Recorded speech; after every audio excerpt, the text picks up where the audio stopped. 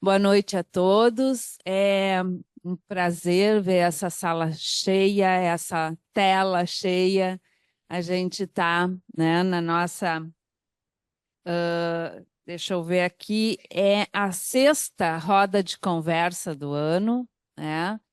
E hoje, né, o tema é o tornar-se mulher, né?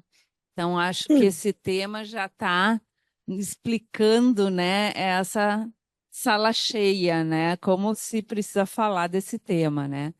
Então, gostaria de agradecer a presença de todos, nossa presidente, que sempre nos acompanha, hoje está lá na tela, né, por Boa um impedimento noite. de estar aqui, as nossas convidadas que eu vou apresentar, todo o público, né, presente e de casa. Então, começando, né, aqui, à minha direita, não minha esquerda, eu sempre me atrapalho com isso, Vera Mello, que é psicóloga.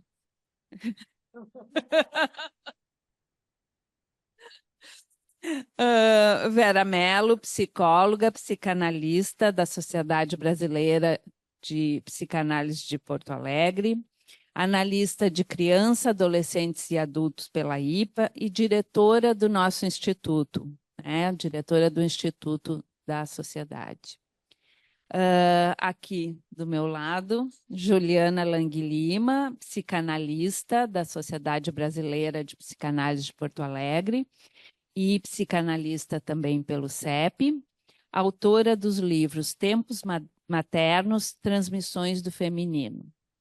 E aqui também nossa convidada externa, Gabriela Batista, que é psicóloga clínica, mestre em psicologia social, membro do ESIP, supervisora do SAP da PUC, assessora institucional da ONG Igualdade RS. A gente pensou assim, começar pela Vera, Gabriela e depois Juliana, ok? Mais ou menos uns 10 minutos e depois a gente faz girar, né? Mentira. Tá. Boa noite a todos.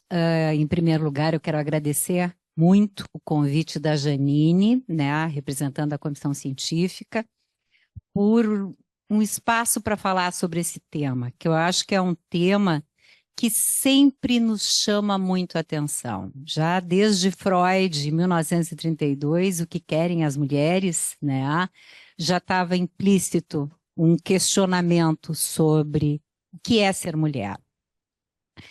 Buenas. A gente pode pensar assim que desde Ellen Deutsch, tá, que foi a primeira psicanalista a falar sobre psicanálise da mulher, sobre psicanálise do feminino, isso foi em 32, não, 52. Então, de lá para cá, muitas coisas mudaram, né? E ela já marcava que era muito mais importante pensarmos nas questões sociais e educacionais para pensarmos a questão da construção da feminilidade. Nesse sentido, assim, a gente fazendo um apanhado, ocorreram muitas mudanças, né, ao longo desses mais de 70 anos.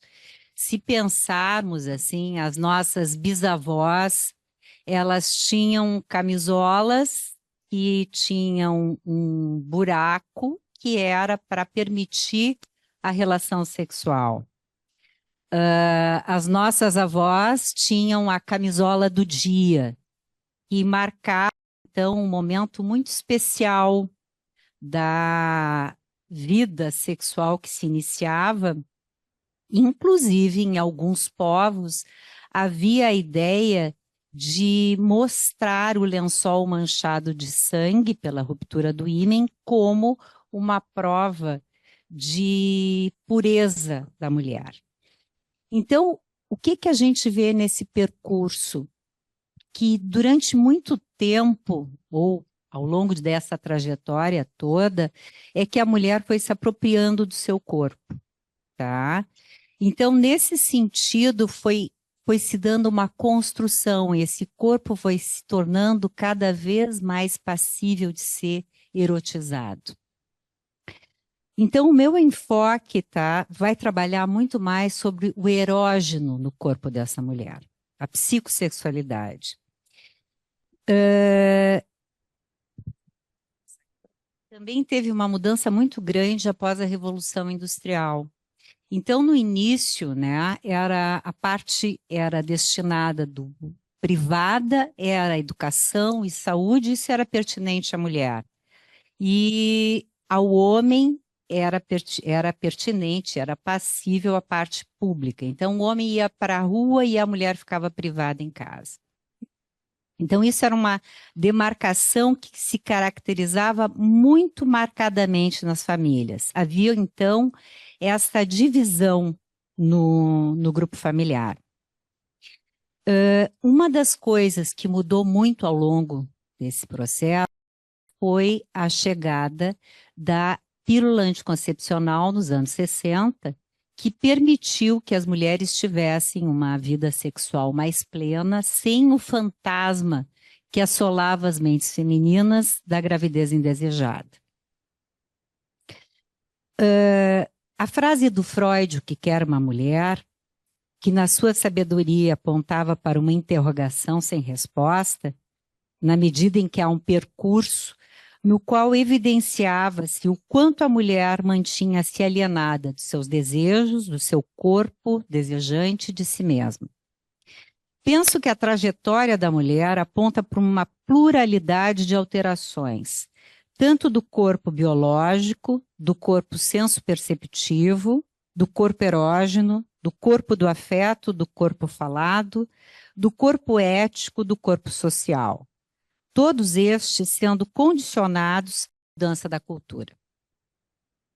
A Lizade enfatiza que, embora a mulher que se apresentava no consultório de Freud no início de 1900 trazia uma imagem de passividade e repressão, o elemento feminino presente na mitologia diverge frontalmente dessa visão. Aponta que tanto na mitologia quanto na história antiga, há uma série de referências onde a mulher aparece valorizada, seja como uma deusa guerreira, seja como vingativa ou até mesmo colérica.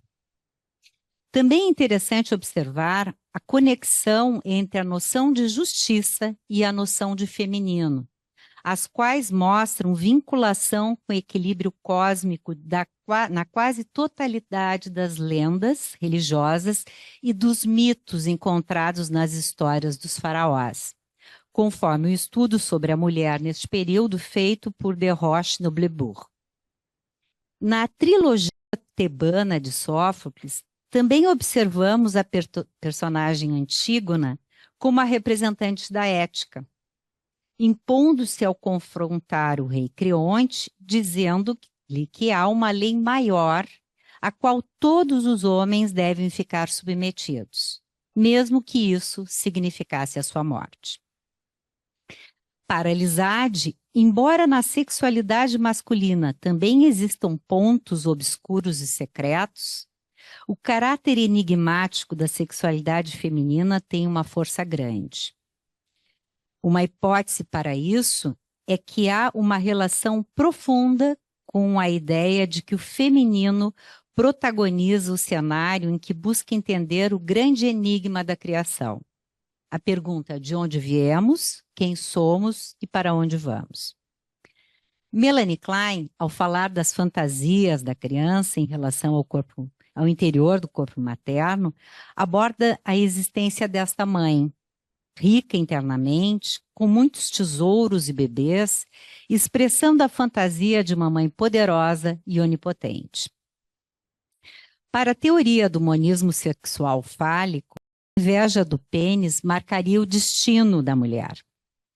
Tomando o conceito freudiano entre a descoberta da existência do pênis pelo menino, fato este anterior ao Édipo, e a descoberta da vagina pela menina, o que se daria na puberdade, a menina é marcada como um ser castrado, que possuem um pênis atrofiado, qual seria o clitóris. Desta forma, a desilusão por não ter sido aquinhoada com o órgão pela sua mãe faria com que a menina se afastasse desta e buscasse seu pai na tentativa de conquistar o órgão desejado. Nessa lógica, o desejo de ter um filho seria sucedâneo ao desejo de ter um pênis.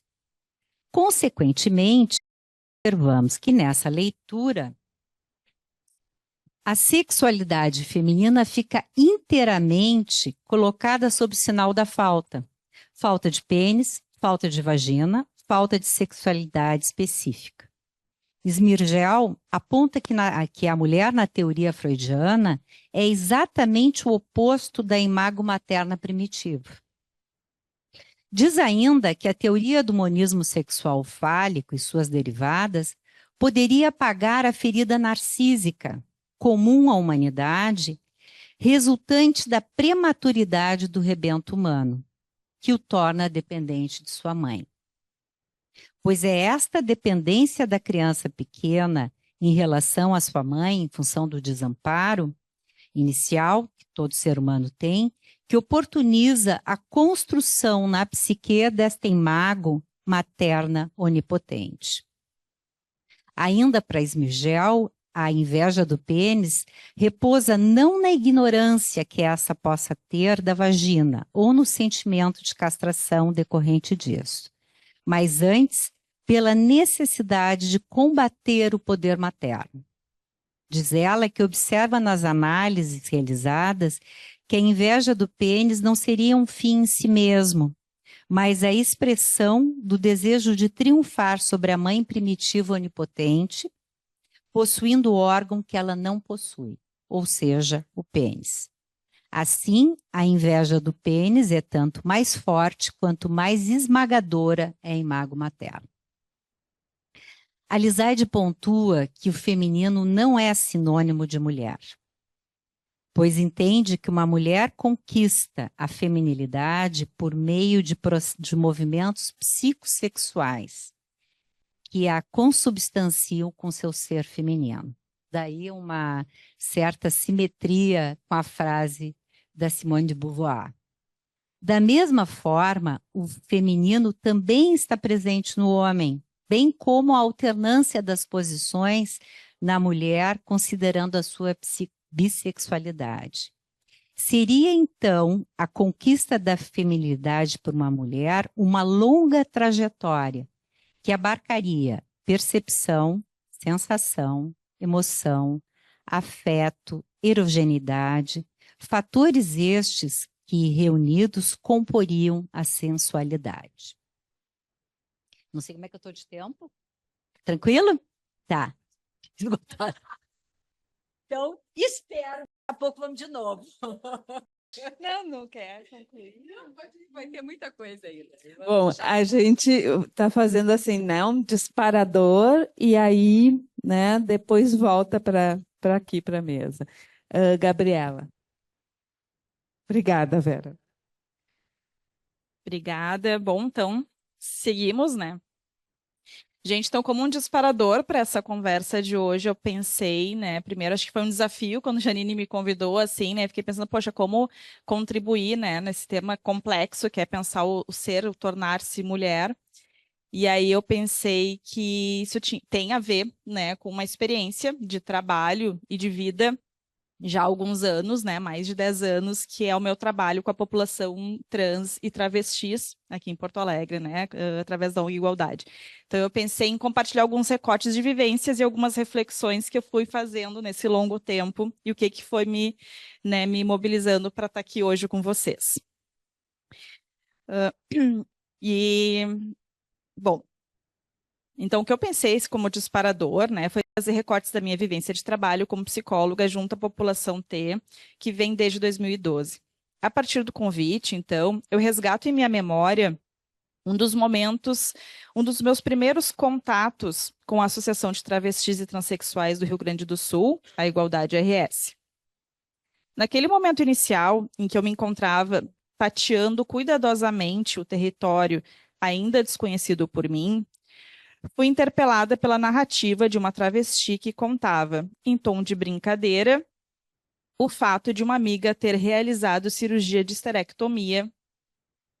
E aí ela segue falando. Gabi, eu não posso participar desse grupo porque eu tenho muitos problemas psicológicos.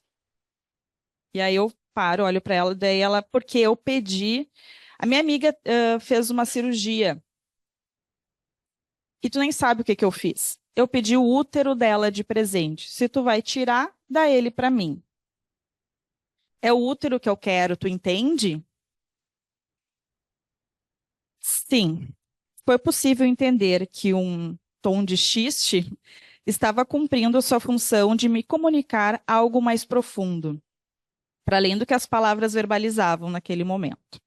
A intensidade visceral com a qual aquela fala me foi introjetada provocou um desconforto que poderia ser comparado com uma cólica, como se fosse a anunciação da existência de um órgão reprodutor interno que eu supostamente, mulher cis, tenho, entre aspas, e que ela, a mulher travesti, não tinha e desejava ter. É o útero que falta. Essa situação também resgata algo que muitas vezes parece obviado e naturalizado em mecanismos de negação ou mesmo reducionismo, o corpo e suas implicações.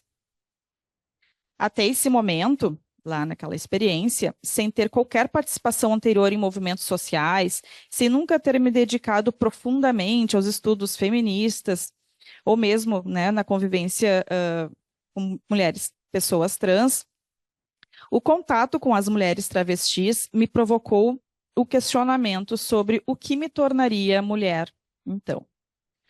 Do meu ponto de vista, não poderia negar o fato de eu nunca ter sido confrontada sobre a legitimidade da minha existência, dita feminina, a partir do meu corpo cis, da forma como este é materializado e expressado socialmente. Eu nunca havia sido questionada sobre o útero, sobre o meu útero, ou mesmo sobre a sua funcionalidade. E aqui eu abro um parênteses, né, para falar na funcionalidade do útero, que essa experiência já tem mais de 10 anos, eu tinha 30, hoje com 40 eu retomaria essa questão da funcionalidade do útero, mas aí eu deixo para um outro momento, uma outra conversa aí que a Juliana também pode seguir. Então, voltando, né, ao foco da conversa de hoje, o meu corpo mulher, com o qual eu me reconheço, é reconhecido como tal. E ainda que saibamos dos custos em ser mulher em uma sociedade de estrutura patriarcal e misógina, eu não havia ainda me sentindo confrontada com minha identidade de gênero, ou mesmo minha sexualidade.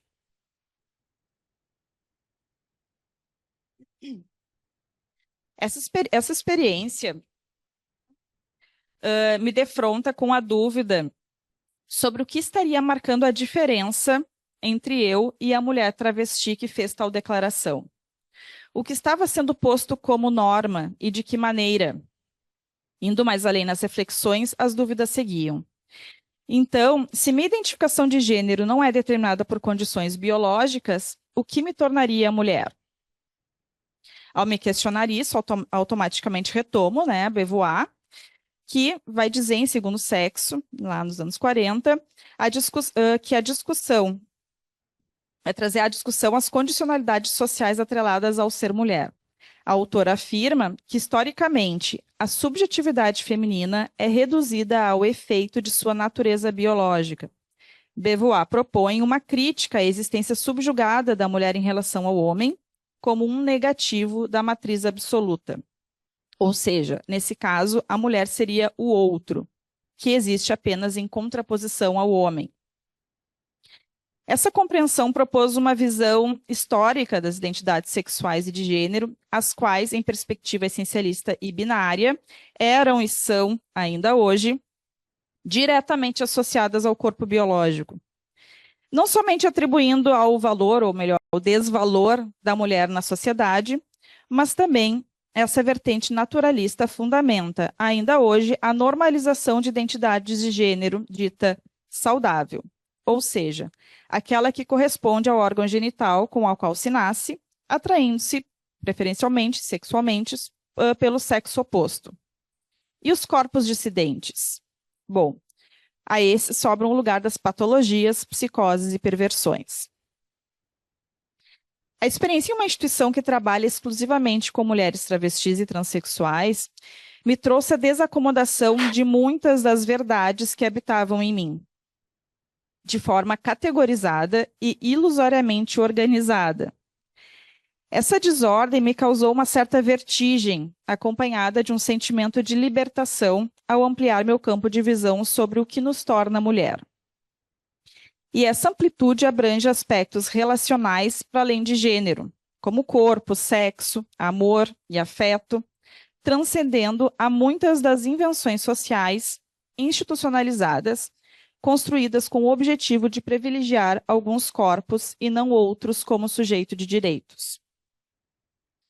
Nessa direção, considero relevante compartilhar outras experiências com vocês aqui, que faz parte desse processo de construção de conhecimento e da minha formação profissional e mesmo da minha formação identitária, por que não? Em meio a tantos questionamentos e impasses, remeto-me a outra cena. Essa foi em 29 de janeiro de 2014, Dia da Visibilidade Trans, né, para quem não sabe. E a ONG Igualdade organizou uma ação coletiva na Esquina Democrática de Porto Alegre, visando divulgar informações sobre saúde, direitos e cidadania à população de travestis e transexuais, bem como à comunidade em geral. Era um dia de verão, calor, o centro movimentado, e cumprimos o objetivo de chamar a atenção para a visibilidade trans. Nessa ocasião, eu estava vestindo uma camiseta de uma das campanhas da ONG. Sou travesti e tenho o direito de ser quem eu sou. Passado algum tempo de ação, fui abordada por uma pessoa que me solicitou folhetos informativos. E após alguns questionamentos curiosos, essa pessoa baixou o olhar para a região da minha genitália e seguiu com a pergunta: "Tu já fizeste a cirurgia?" Sua pergunta dizia respeito, né, à cirurgia de redesignação sexual, e eu não respondi. Segurei o impulso inicial de saciar a curiosidade alheia e, com um sorriso silencioso, me abstive, dando lugar à dúvida. Da minha parte, eu percebia que, se respondesse ao questionamento, a constituição do meu corpo poderia marcar uma posição identitária categorizada socialmente de forma essencialista, fixa e imutável. Assim, permaneci no lugar da incerteza, sem que a enunciação do meu órgão genital definisse ou interferisse na legitimidade do ativismo social e político ao qual eu estava implicada.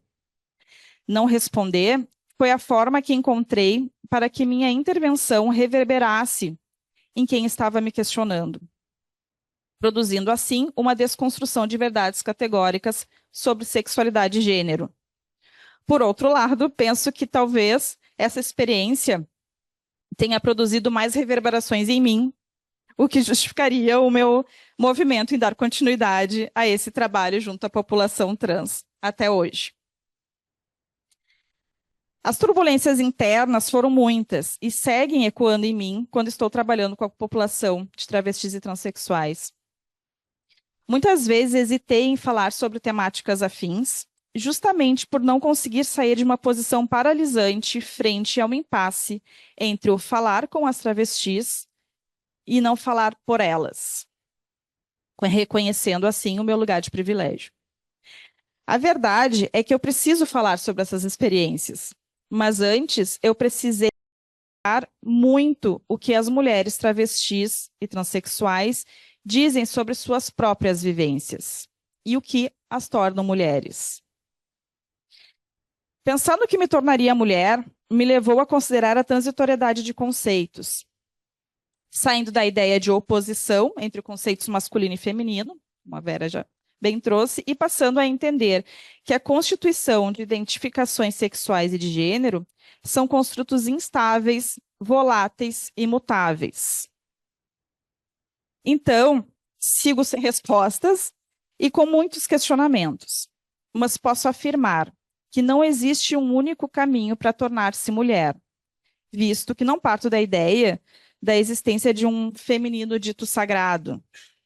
Nesse sentido, quando se propõe desconstruir a noção dicotômica e binária das relações de gênero, significa conceber também que a identidade se constrói e é construída em negociação.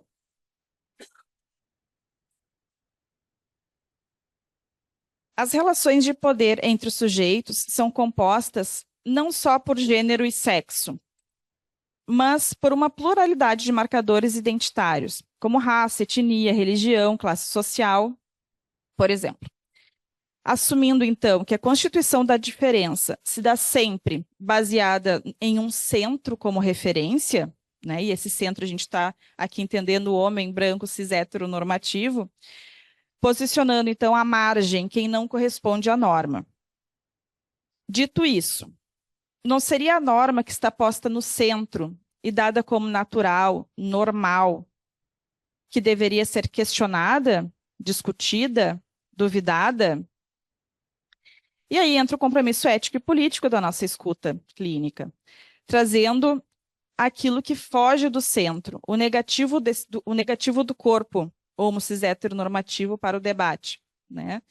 Não seria a forma de pactuar com a produção de mortes simbólicas, de desmentir existências para a legitimação de vidas que subvertem a binaridade, à medida que a gente então compactua, né, com essa normalidade? É possível medir quem é mais ou menos mulher? Por ter ou não ter útero? E as mulheres com falo, que o têm e usam o seu pênis? E essa amiga da mulher travesti, a mulher cis que fez esterectomia, que eu falei agora há pouco, ela deixou de ser mulher?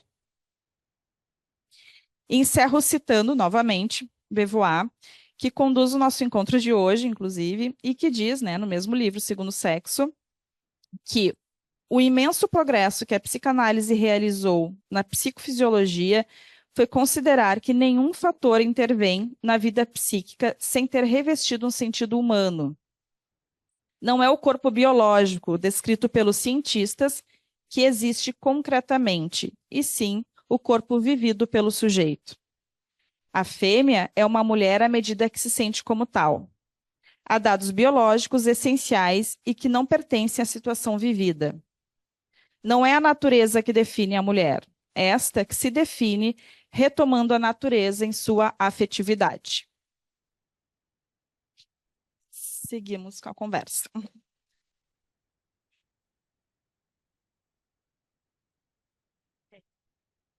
Não, é só para agradecer. Muito obrigada. E agora, Juliana. Bom, boa noite, então, a todos e a todas. Eu queria começar lendo uma frase que diz o seguinte: corresponde à singularidade da psicanálise não querer descrever o que a mulher é. Isso seria para ela uma tarefa quase impossível de resolver, mas sim pesquisar como ela se torna mulher, como se desenvolve a partir da criança dotada de uma disposição bissexual. Isso é Freud. E eu acho importante começar pontuando isso, né? Porque, bom, eu queria saudar primeiro esse título, Tornar-se Mulher, né? Porque eu acho que isso dá a ideia do movimento, isso dá a ideia de uma coisa que, obviamente, não está dada pelo corpo, né? Pela forma como nascemos. E nos últimos tempos eu tenho participado muito, né, de debates sobre isso e tenho me ocupado desse tema. Tem um livro aí recente, né, Transmissões do Feminino, que está circulando também falando sobre isso. E volta e meia, assim, surge uma questão, né, sobre... Mas e Freud, Lacan, né, eles eram machistas, como é que é essa teoria escrita por homens, né? E eu penso que é muito saudável esse movimento Leia Mulheres, e é muito necessário, e não à toa, é um movimento que vem crescendo, né? Mas eu penso que a gente tem que estudar muito Freud para saber também aonde criticá-lo e onde poder se amparar, né? Nesse sentido, eu acho que quando a gente fala assim no tornar-se mulher, a gente tem que pensar de que mulher estamos falando, né? Porque eu gosto muito de uma proposição do Lacan, que ele diz que a mulher não existe, né? Essa mulher com o artigo definido a. Porque temos que pensar que nosso campo de estudo são mulheres, no plural, né? Então, assim, bom, a gente está falando de mulheres trans, a gente está falando de mulheres cis, hétero, homo, bissexuais, negras, brancas, quilombolas, indígenas, enfim, né? A gente pode estar falando de mulheres que são mães, que não são mães, então existe toda uma pluralidade, né? E acho que a gente tem que pensar sempre numa psicanálise implicada também nas mulheres brasileiras, então, né? Que somos nós aqui.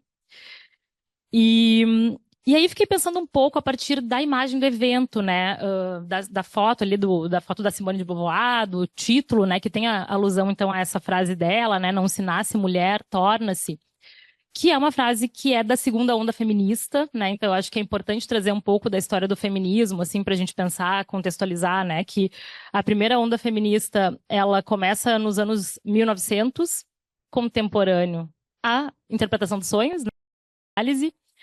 E naquele momento a luta era por basicamente direitos civis, né? Poder votar, poder estudar e poder trabalhar de forma remunerada, né? As mulheres, é importante que se diga que sempre trabalharam e muito, né? Cuidados com a casa, enfim, com os filhos, né? Mas ainda era essa ida da mulher para o mercado de trabalho, e depois tem todo um pós-guerra aí que acelera isso, né? Para a gente ter uma ideia, o voto no Brasil foi liberado em 1932, na França em 1944, né? Então são coisas muito recentes ainda para a gente pensar em termos de participação, né? Tem um filme muito lindo que tá, eu não sei se está no cinema ainda, mas chama Ainda Temos o Amanhã.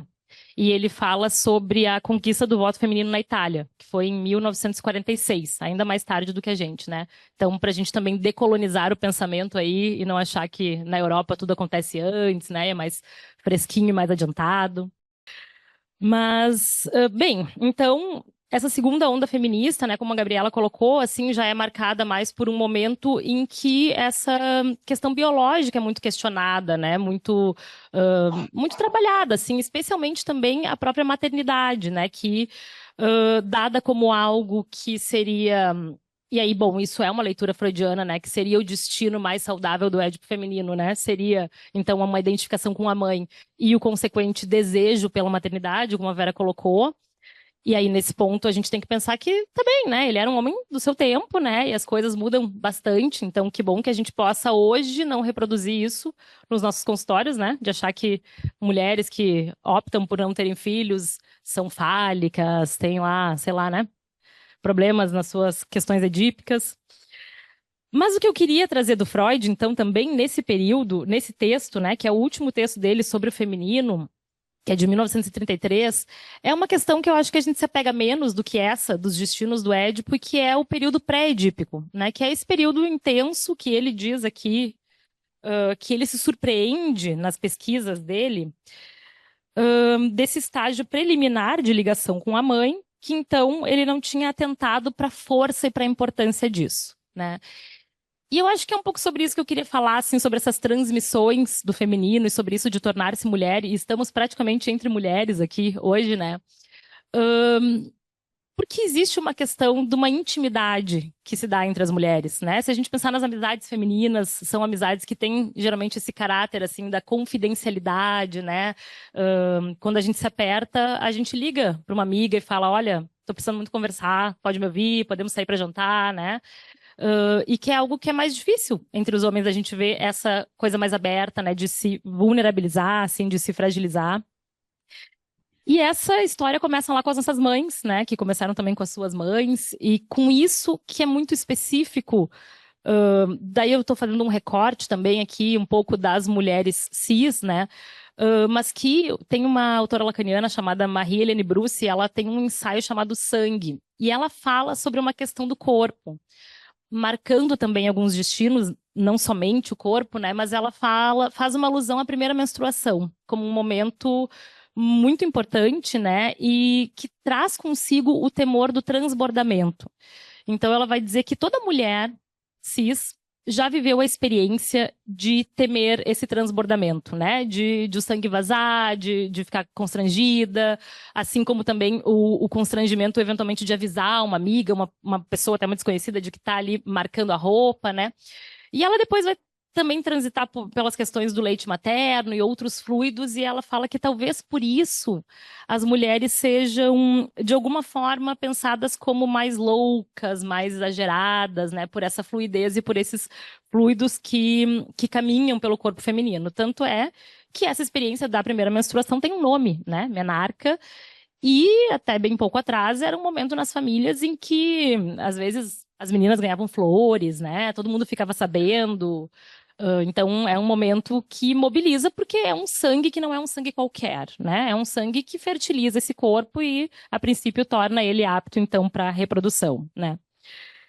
E aí, eu queria trazer um trechinho, então, falando não das mulheres, mas de uma mulher, desse livro aqui, da Annie Ernaux, que eu acho que muitas de vocês devem conhecer, né? Prêmio Nobel de Literatura francesa, e ela escreve muito sobre a própria experiência, mas também num gênero que tem se chamado de sócio-autobiografia, né? Porque ela não fala somente de si, mas através dessa escrita de si, ela vai também situar historicamente, né? Então ela sempre nos situa sobre o que estava acontecendo lá na França naquele período, tem uma questão de classe também que ela costuma trazer, né? De uma família operária.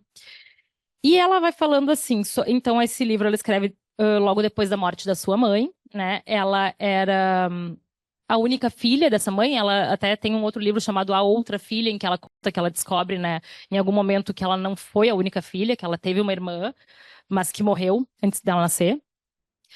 E aí ela vai dizer o seguinte: eu conhecia todas as partes do corpo dela.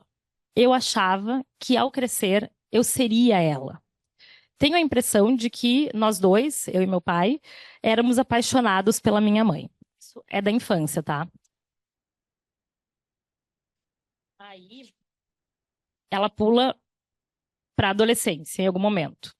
Então, ela diz assim: na adolescência, me afastei dela e entre nós duas passou a haver somente brigas. No momento em que ela fora jovem, a ideia da liberdade das mulheres não era sequer considerada, a não ser em termos de perdição. Ela nunca me falou nada, só se falava em sexualidade de um modo obsceno, e ela nunca me falou nada a respeito. Eu nunca ousei perguntar o que quer que fosse. A angústia que eu senti quando chegou a hora de lhe contar que eu tinha ficado menstruada, pronunciar pela primeira vez na frente dela e o constrangimento dela ao me entregar o acessório sem me explicar como usar. Ela não gostou de me ver crescer. Quando me via sem roupa, meu corpo parecia lhe causar repugnância. E aí depois ela vai dizendo que na passagem para a idade adulta, minha mãe deixou de ser meu modelo. Achava minha mãe muito espalhafatosa. Eu a censurava por ser aquilo que eu, enquanto passava para um meio mais diferente, mais abastado, né, buscava não ser mais. Nos dirigíamos uma a outra num tom de briga, em qualquer circunstância. Eu respondia com silêncio às suas tentativas de manter a antiga cumplicidade.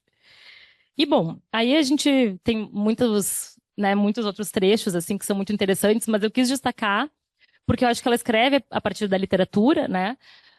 Mas que também nos interessa muito poder enriquecer a nossa escuta, né? Para além daquilo que a gente ouve na clínica, das experiências que a gente troca aqui, poder também se abastecer disso que é da cultura, né? E ela vai mostrando, então, o quanto uma menina completamente apaixonada pela mãe vai precisando se afastar dessa mãe para tornar-se a mulher que ela quer ser, né?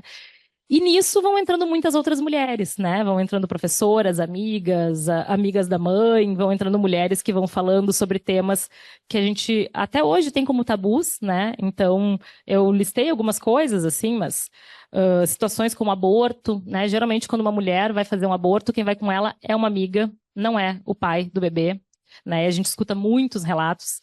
Situações como gravidez também, tabus relacionados à gravidez, menopausa, né? Então, essa amizade feminina que tem tanto de, às vezes, mimetização, né? De trocar roupa, de estar sempre junto, de andar colada, também vai fazer parte muito desses modelos, assim, disso que vai nos tornando mulher.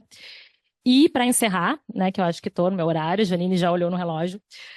Eu queria dizer que, também pensando nesse período aí da Simone de Beauvoir, enfim, França, né? E quantas produções que a gente está tendo acesso somente agora, especialmente no período pós-pandemia, por questões de tradução, inclusive, né, não chegavam até nós. Então, tem um livrinho aqui que chama O Riso da Medusa, acho que algumas, né, devem conhecer, da Hélène Cixous, que ele foi escrito em 1975 na França e foi traduzido para o português em 2022. Então, a gente tem aí 50 anos, né, de atraso, vamos dizer assim, para a gente poder ter acesso a alguns materiais. E ela fala muito sobre a escrita feminina, né? E acho que, nesse sentido, me identifico também como alguém que, enfim, escreve algumas coisas aí, né? E porque eu acho que também não é à toa que a gente vem lendo mulheres e se encontrando entre mulheres e que essa sala está lotada e a tela também, né? Porque a gente precisa muito ainda falar sobre isso e se reconhecer. Então, vou encerrar com as palavras da Hélène Cixous. Ela diz assim: eu falarei da escrita feminina, do que ela fará. É preciso que a mulher se escreva, que a mulher escreva sobre a mulher e que faça as mulheres virem a escrita, da qual elas foram afastadas tão violentamente quanto o foram de seus corpos, pelas mesmas razões, pela mesma lei, com o mesmo objetivo mortal. É preciso que a mulher se coloque no texto, como no mundo e na história, pelo seu próprio movimento. Muito obrigada a todas as colegas. Vamos. Meu Deus, né? Quantas sinapses. Agora abrindo, vamos fazer girar essa conversa, né? Quem quer começar? A mesa pode comentar também dos colegas, se quiserem. Não sei se temos inscritos no online. Então tá, Ana Paula. Eu gostei muito de ouvir vocês, estou bastante impactada aqui, contente. E vocês três, de uma certa forma, com as devidas diferenças e propostas tão interessantes, falaram sobre o corpo da mulher, né? E a gente sabe que, desde então de Freud, o que ficou reservado como um espaço legítimo para a mulher é o biopoder, né? O poder biológico, o poder da vida, que é, né, o grande poder, enfim. Lógico, a Vera começa abordando, e vocês também, tangenciam isso, um corpo erógeno, um acesso a este outro tipo de corpo. Mas a potência da mulher, desde a época, né, do texto freudiano, ficou centrada nas questões do corpo. E aí eu não estou falando só do corpo reprodutivo, eu estou falando do corpo sensual, é a arma, né, a arma das mulheres. E eu estava pensando que o que a gente também teria que pensar nesse tornar-se mulher é justamente nas questões intelectuais da mulher, né? Talvez a Juliana tenha dito, bom, as mulheres têm que entrar no texto também ou na escrita. Porque isso que eu acho, né, essa palavra que vocês não usaram, que eu acho que quase infelizmente, o empoderamento, né, passa pelas questões, adoro, passa pelo intelecto, né, pelo conhecimento, porque esse poder do corpo já foi um poder sempre legitimado para as mulheres ou das mulheres. Então, eu queria fazer essa provocação para vocês e perguntar sobre esses aspectos intelectuais, já que também era da época do Freud, a mulher tendo com uma espécie de debilidade intelectual. Então, eu acho que esse tornar-se mulher entraria nesse aspecto. Eu queria ouvir essas três interessantes colegas. Obrigada, Ana Paula. Eu acho bem interessante a tua questão. Talvez assim, né, a questão do corpo, quando eu penso no tornar-se mulher, eu penso num apropriar-se de um corpo erógeno, podendo tramitar com toda a questão da sensualidade. E talvez assim, nesse tempo em que o corpo da mulher estava sendo valorizado como produtivo, ou como sensual, era algo, né, mas do qual muitas vezes ela não conseguia se apropriar do seu próprio desejo. Então, eu acho que isso foi é uma construção que cada um vem fazendo. Eu acho que isso vem. A Juliana levantou a relação mãe-bebê, né? Eu acho que isso se dá já nas primeiras inscrições, no contato que a mãe tem com seu bebê, onde ela vai libidinizando esse bebê. Então, eu acho que ali já se inicia essa interlocução do sensório, do perceptivo, do afeto, que vai se construindo e vai fazendo com que essa mulher vá podendo, né, com esse ser vá podendo se sentir um pouco mais apropriado.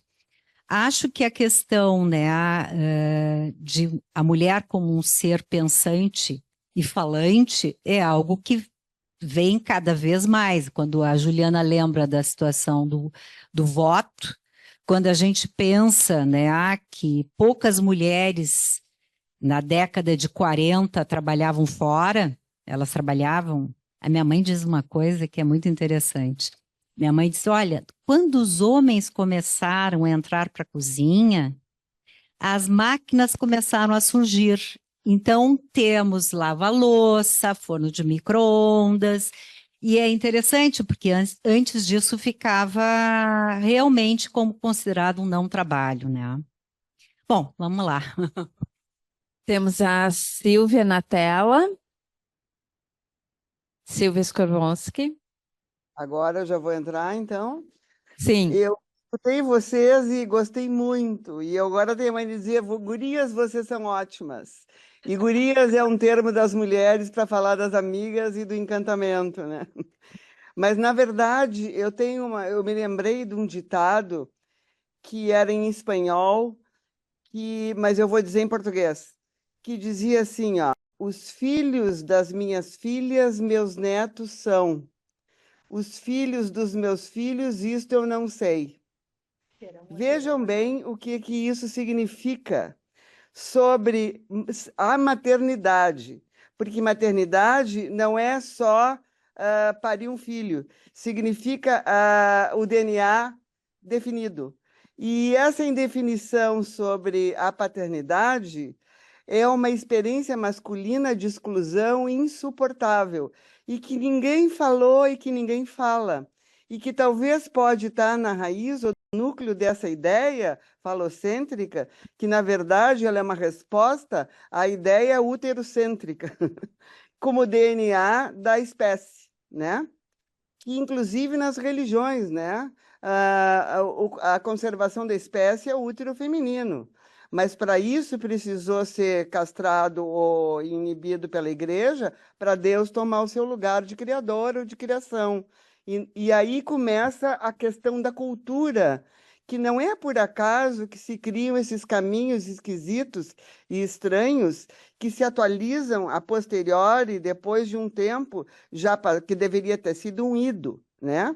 Então, essa questão, quando eu gostei muito deste texto, que a Juliana trouxe, que incrível isso, mas este texto precisa de contexto. Só tem texto se tem contexto. Aí é que está. O nosso contexto atual é um lugar diferenciado. A minha época, por exemplo, não é a época de muitos pela idade, obviamente, né?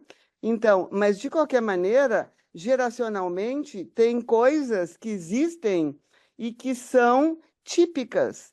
Agora, o tornar-se mulher, eu acho que, eu não lembro qual de vocês falaram, ou algumas falaram, que eu achei muito valioso, não é um genérico, é um singular. Aí é que está a questão, não é? Como é que cada uma gosta de ser mulher? Isso não pode ser um genérico, não existe genérico na experiência humana, a não ser a ideia da maternidade e do DNA. Isso é o biológico, de novo, assegurando um lugar. O biológico não assegura um lugar, assegura a identidade só materna e paterna, da filiação. Depois, as identidades são muito mais amplas, e pensar é uma identidade ótima. Justamente, tem muitos lugares, ser amiga, ser filha, ser irmã, ser... tantas coisas se é, e isto é um singular. Portanto, eu perguntaria para Simone de Beauvoir, se eu tivesse uma conversa com ela, coisa que seria maravilhosa, né? O que ela achava que seria tornar-se mulher é exatamente saber quem eu sou. O texto próprio. E aí, por isso que eu gostei e fiquei inspirada, não pude calar minha boca, gurias. Muito obrigada por hoje. Obrigada, Silvia. Sempre bom te ouvir. Anne Marlise. Também achei muito bom, muito interessante as falas de vocês. Eu estava me lembrando, né, que dessa questão da inveja do útero, né? Intrapsiquicamente a gente vai achar razões, né, para que um homem pense, né, a mulher como saída da sua costela. Olha o órgão, né, a costela, né, não é nenhuma... tem várias ainda. Então, assim, essa desvalorização, né, esse lugar de inferiorização, né, que passa realmente pelo corpo, né, e que a religião, como a Silvia lembrou, vai endossar muito isso, né? Então, uma coisa eu acho a gente pensar do ponto de vista psíquico, né? Todas essas representações, né, até tudo isso do menino com a mãe, da menina com a mãe. Mas essa parte que a Ana Paula traz da intelectualidade, né, a mulher era proibida de estudar e entrar na universidade. Então, era proibido, né? Não podia. Então, assim, a gente se pergunta, mas por que esse temor da intelectualidade? Né? Não sai da esfera do corpo, por que isso? Né? Obviamente que se as mulheres ocupam esses lugares, né, isso vai ameaçando, né, um poder hegemônico, né, e os lugares de poder, né, que isso para o homem é muito difícil de perder. Né? Tem o pai totêmico no Freud, né, vai exemplificando isso. Então, eu acho que são várias esferas, né, em que prevalece, né, o Máximo Recalcati vai falar dessa ideia de superioridade masculina como uma ideia delirante. É uma coisa psicótica, ele diz, do homem, né? E da cultura, ou até da mulher que acredita nisso, né? Porque não existe essa questão, né, de que um é superior ao outro. São diferentes, né? São potencialidades. Então, eu acho que as mulheres estão ocupando mais espaços, né? Assim como, e isso ameaça mais. Essa onda maior de feminicídio, ao meu ver, tem a ver também com essa possibilidade das mulheres denunciarem mais, se posicionarem, né? Então, é uma caça às bruxas nesse sentido. Então, quanto mais as mulheres estão conseguindo, mais os homens se sentem ameaçados, né? E isso é uma coisa que, ao mesmo tempo, é dinâmica, né? Mas há avanços, há avanços. Obrigada, Anne. Eu vou voltar aqui para a roda e depois a Miriam. Eu lembrei de uma história, assim, da história da psicanálise para a gente pensar sobre isso da intelectualidade, né? A primeira mulher que se postulou à formação psicanalítica fez isso em 1910, em Viena. O nome dela é Margaret Hilferding, até tem um livro aqui também que o João está vendendo, que é com o trabalho que ela apresentou na época, né? Chama A Base do Amor Materno. E ela afirmava nesse trabalho, no ano de 1910, que esse amor materno inato não existe. E a gente demorou uns 80 anos para conhecer as ideias dela, quando um pessoal do Rio de Janeiro resolveu traduzir pela primeira vez, né? A gente conhece mais isso até por uma outra autora que chama Elisabeth Badinter, que é francesa, que em 85 também falou sobre isso, né? Com um livro chamado O Mito do Amor Materno. Mas, para ver, então, como a gente também precisa conhecer e precisa ir atrás, e quando isso não nos chega, a gente talvez fique com essa ideia, né, de que as mulheres se ocupavam da casa, ou que elas não tinham interesse pela psicanálise, né, e não é verdade. Inclusive, teve uma votação para saber se ela seria aceita pelo fato de ser mulher, e ela teve 2 votos negativos e 10 a favor. Felizmente, o Freud votou favorável, né, então a gente pode ficar tranquilo. Mas eu queria contar só uma pequena lembrança que esse papo assim me veio, que eu tenho uma filha pequena, né? Ela tem 2 anos e meio. E esses dias uma amiga tava ali junto, ela falou, ai, Cecília, como tu tá linda. Minha amiga falou pra minha filha, né? E aí, nisso, ela me olhou e falou, ai, desculpa, linda, eu tenho que falar que ela é inteligente, né?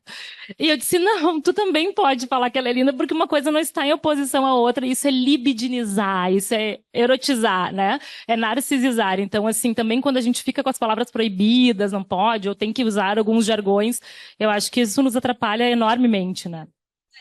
Né? E esteriliza. Esse é o problema. Ah, a Gabriela quer falar.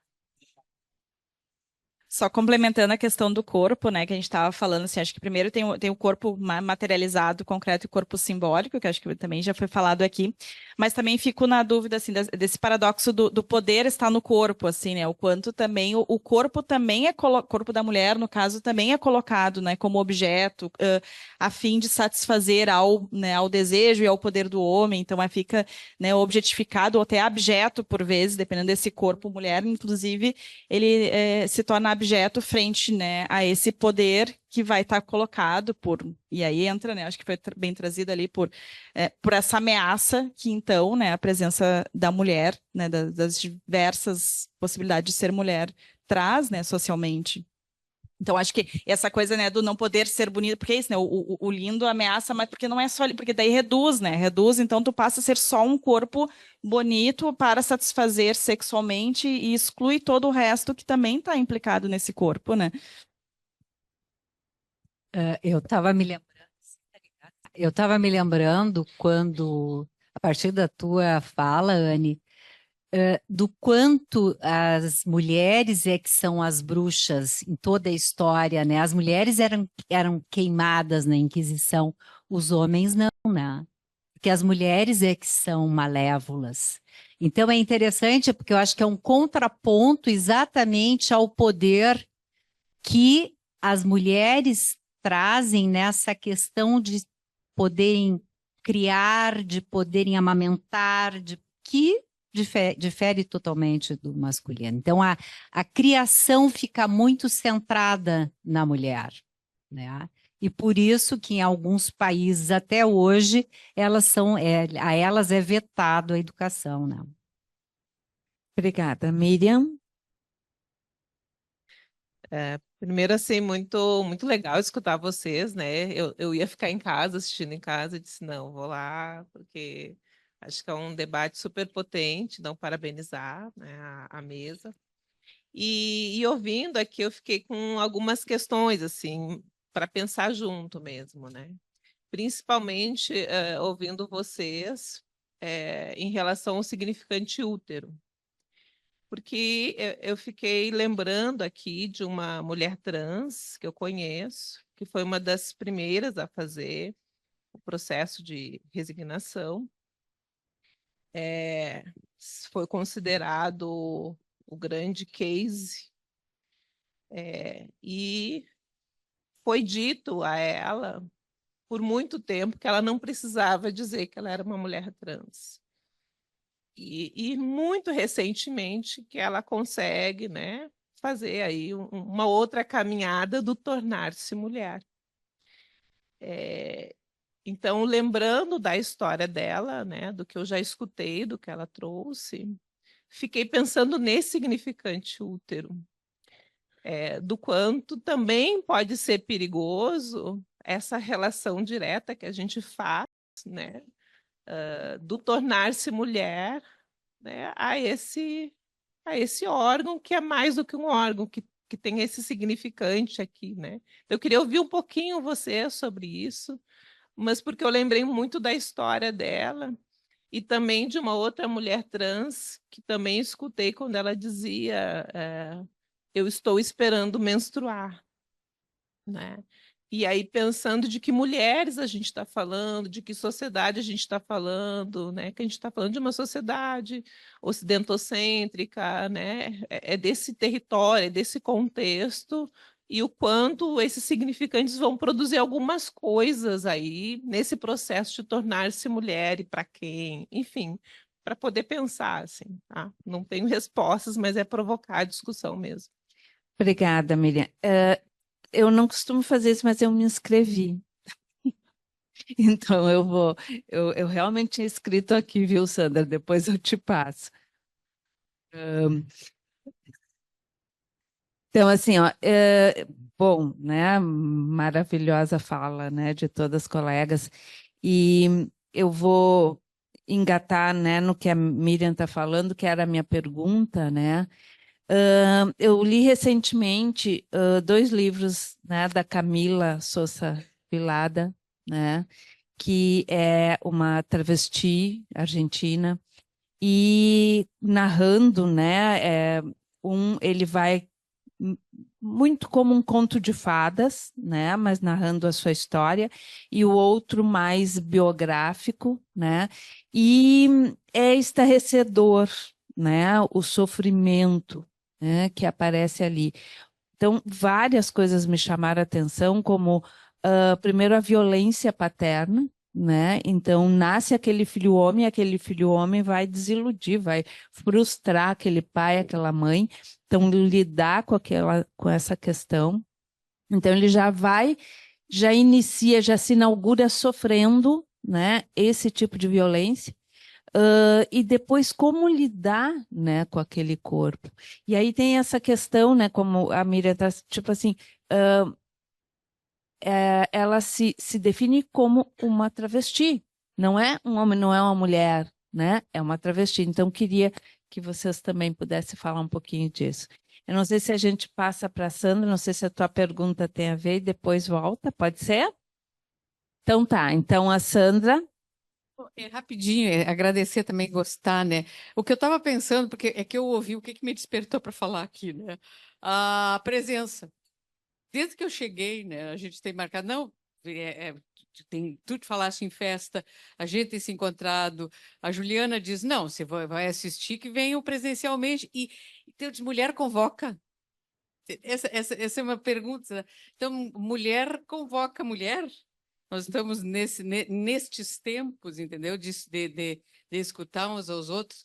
E hoje a gente tem um jeito de tornar-se mulher, né? Isso não é? Eu tenho escutado mulheragens, né? Vamos mulherar, tem mulheragens. Então, tem as 1001 formas de ser mulher, entende? Então, esse eu queria ouvir mais vocês para falar, porque vocês escreveram muito mais do que vocês e prepararam muito mais do que tiveram, mas escutar vocês dessa diversidade de ser mulher, não tem um jeito só, né?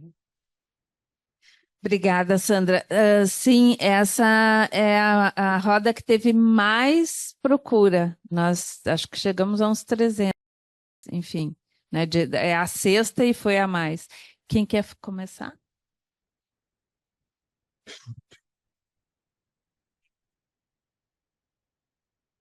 Vou começando, então, porque me senti provocada e acho que tem aí algumas pontuações, né, que tem a ver com esses outros, com essa diversidade do ser mulher, né, dessa mulheragem.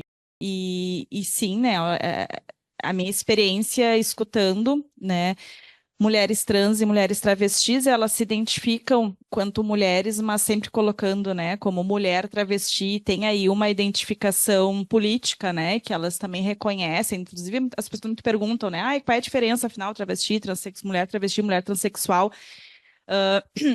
Vem muito do movimento mesmo histórico-político, no sentido de que as travestis têm um recorte geracional, né? Então, as mulheres travestis vêm de uma luta em que elas foram e são ainda discriminadas, inclusive dentro de movimentos LGBT, né? Antigamente até era GLS que se chamava, e elas, quando começa lá o movimento de HIV, AIDS, elas eram colocadas muito, né, como a escória, assim, né? Então, os próprios eram colocadas como homens gays, travestis, que estavam sempre colocados, então, como lugar da prostituição, da marginalidade, da bandidagem, né?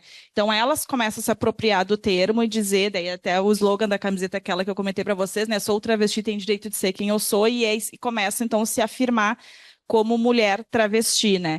E aí estaria dentro, né, desse espectro aí de ser mulher, que eu acho que é o que a gente está falando aqui hoje, que não existe um ser mulher, não existe um feminino, suposto feminino sagrado, que é aquele que está com o útero, e esse útero tem o poder, fica quase a contrapartida aí com o poder do falo, né? E que é isso que se desconstrói em uma certa medida, né? A gente poder trazer, né, para um corpo muito mais complexificado do que colocar o significante somente num órgão, porque isso violenta essas mulheres que estão que têm são violentadas porque tem uma morte subjetiva, né? Elas têm a sua existência deslegitimada. Então, assim, desde sempre, desde criança, né? Eu tenho, assim, o meu projeto de mestrado foi no Presídio Central de Porto Alegre, quando criaram a galeria de travestis, transexuais e homens companheiros de travestis e homens gays também. E eu lembro de chegar muito impressionada naquele horror, imagina o cenário, presídio, né? Muito impactante, e daqui a pouco uma mulher travesti me olha, eu fazia grupos com elas lá e tal, direitos humanos e tal, e daqui a pouco ela me diz, nossa, mas a tua cara, Gabriela, é de quem está horrorizada com esse lugar aqui. Ela já me leu ali na hora, né? E aí eu, de fato, eu tô, né, também, né, desestimar a percepção, né, da pessoa que está ali na minha frente. E ela assim, mas então eu vou te contar uma história do o que é pior do que tá num presídio. Dela me conta, pior é tu ter 7 anos de idade e tu te mijar todinha quando chega na frente da escola, porque tu sabe que tu vai ser violentada, porque tu vai ser, né, o menino viado, afeminado, aquele que ninguém, né, no mundo baixo, aquele que não tem valor, aquele que não ia em banheiro nenhum, porque também não se identificava em banheiro nenhum, porque no dos meninos era agredido, nas meninas não podia entrar, então não tinha lugar que acolhesse. A família também não acolhe, né, e desde muito cedo foi para a rua. Então, assim, esse é só um recorte do recorte, assim, porque isso eu escutei diversas vezes, né? Essas falas que vão dizer assim, são pessoas que se entendem, né, como mulher desde muito tempo, né? E tem isso como algo que é da sua constituição também, né? Subjetiva, de corpo. E quem somos nós, né, para poder dizer que é mais ou menos mulher, ou se aquela pessoa ali vai ser, né? Então, porque tem ou não tem, por isso que eu até trouxe aqui, né? Não tom até de brincadeira, né? Bom, mas então se uma mulher, né, uma mulher que não tem útero, ela deixa de ser mulher, porque está posto aí de uma maneira crua, simplificada, reducionista, muitas vezes, né? E por vezes se reproduz, né? A gente acaba reproduzindo porque é desconfortante, né? Acho que é isso que eu também quis trazer. Tem um desconforto a gente sair desse lugar da norma, né? Daquilo que sempre foi muito redondinho ali do que é ser mulher, o que é ser né, ter um corpo, né, entendido e lido, né, como mulher. Mas eu acho que por aí, assim, não vou seguir, porque senão eu não paro mais. Não, eu fiquei pensando na questão que a Miriam trouxe. Eu também tenho essa mesma dúvida que tu. Por que que toma esse significante o útero? Eu me lembrei de uma travesti que ela desenhou, ela tatuou o útero do lado de fora, né? Então, assim, acho que a gente tem que pensar mais sobre isso. Por que que será que toma essa conotação tão forte?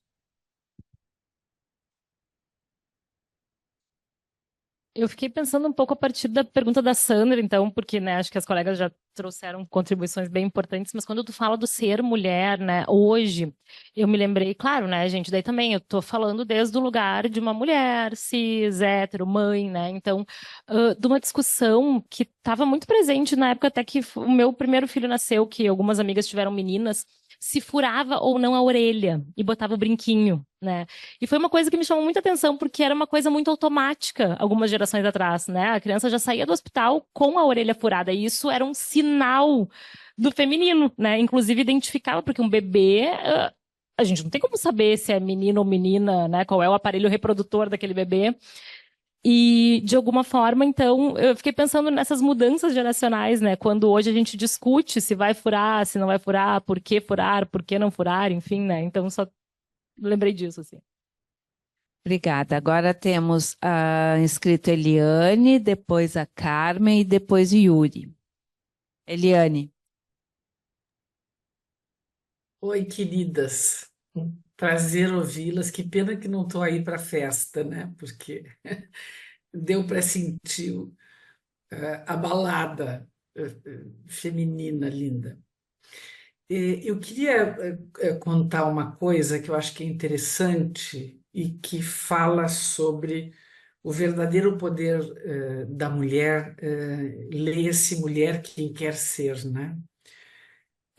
Quando eu me tornei avó, há 1 ano e 8 meses, alguém disse para mim, e eu não me lembro quem foi, que quando a gente tem uma neta, esta neta já esteve dentro de nós.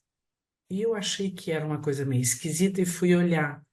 E, de fato, quando uma mulher está grávida do seu bebê, já existe neste feto, a partir do 5º mês aproximadamente, uma coisa chamada oócitos, que são os óvulos daquele bebê que vão se configurar uma nova criança. E eu entendi que aquilo era verdade. E achei isso uma das coisas mais lindas que eu já ouvi, no sentido do que nós mulheres temos numa zona de poder, de geracionalidade. A Vera, que estuda bastante isso também, tem bastante gente aí que estuda isso. Eu estou vendo que a Sinara estava também aqui junto. O poder de ensinar desde sempre a força e o empoderamento, ainda que não nasça uma filha mulher. Depois eu fiquei pensando sobre isso, porque a história do orgulho gay, né?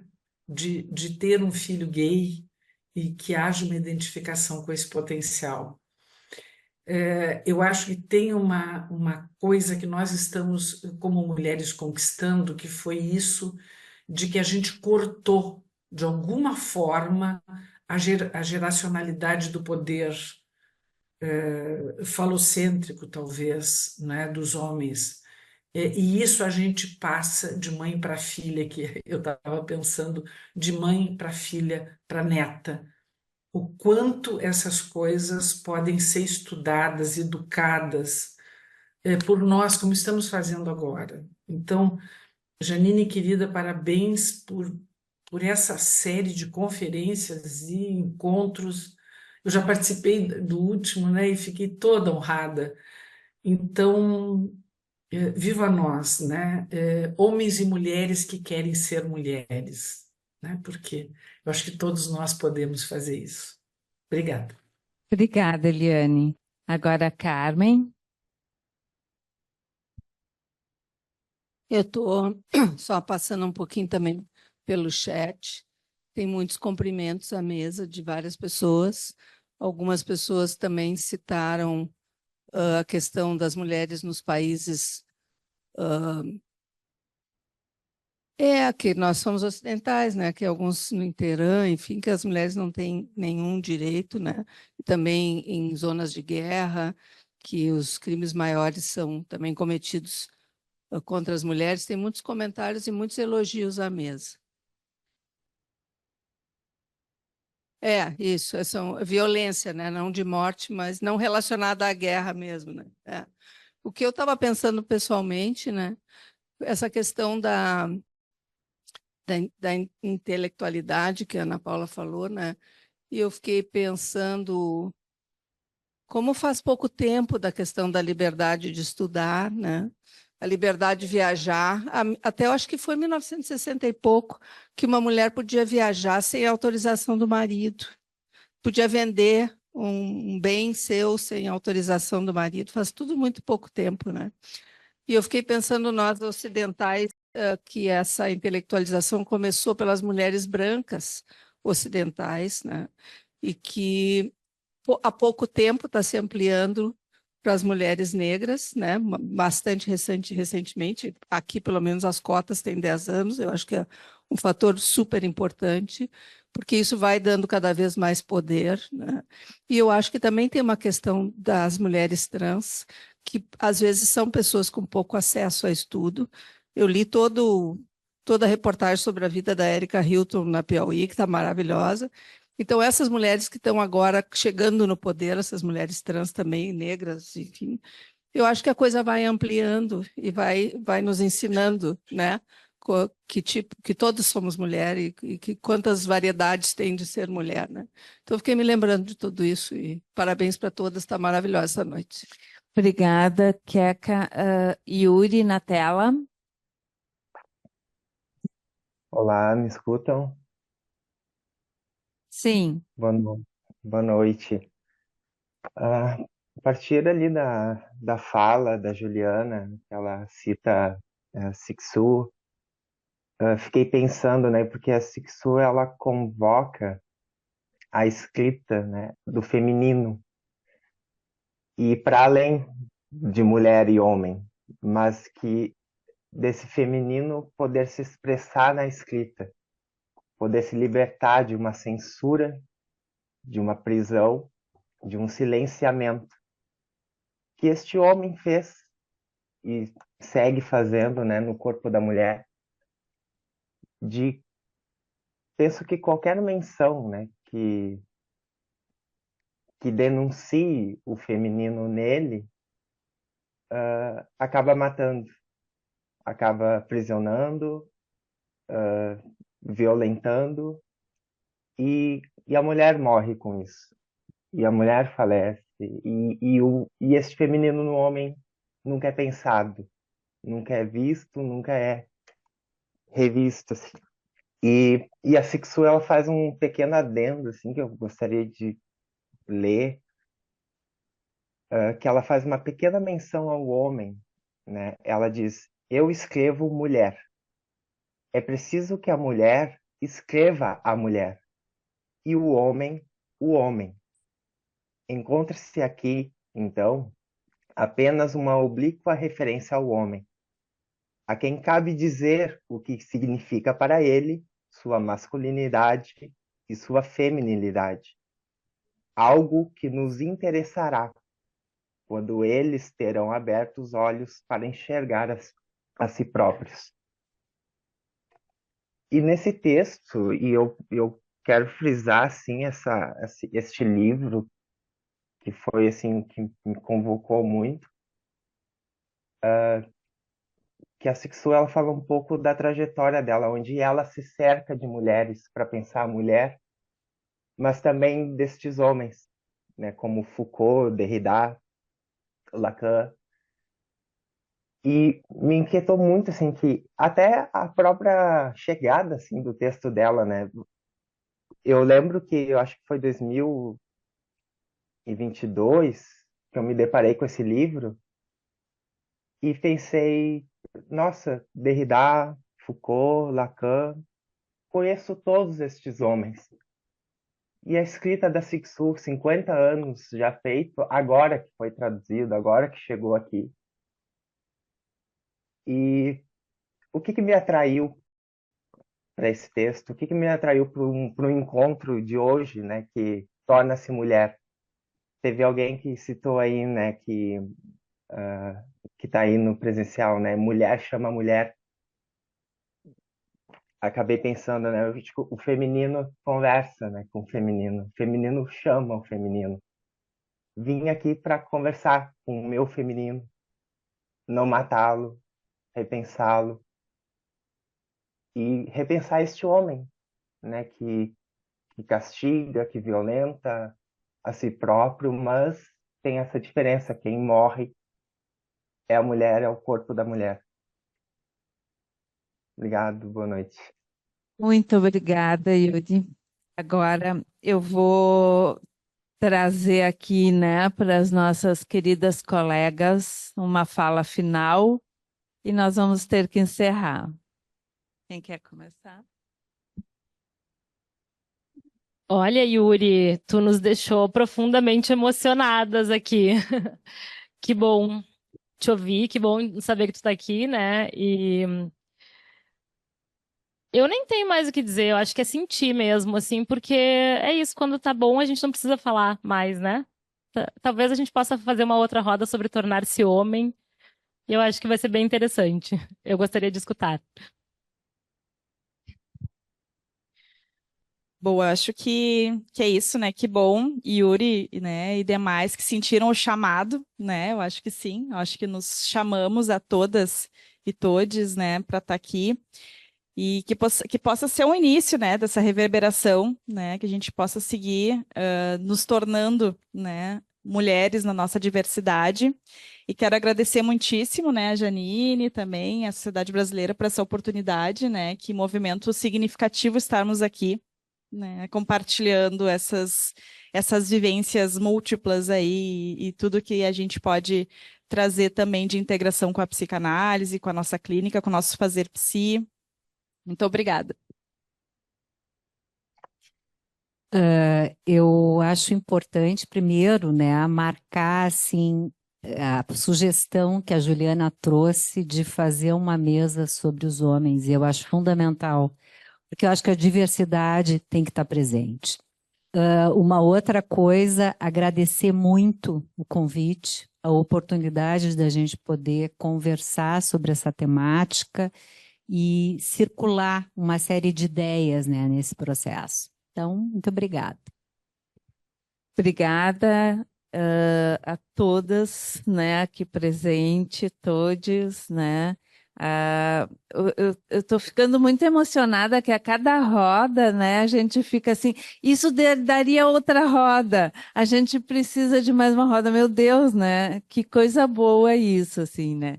Então, eu vou já anunciar a próxima roda, então, para concluir, que essa, não, é sobre a masculinidade, sobre o homem, o Tércio já me pediu, eu digo que não cabe mais, mas vamos achar um dia, né? Então, assim, nós teremos a próxima no dia 26 de setembro, que vai ser sobre parentalidades em transição.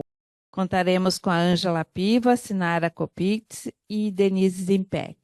Então, meu muito obrigada a todo o pessoal presente, todo o pessoal de casa, nossas queridas colegas aqui da mesa, e até a próxima. Boa noite.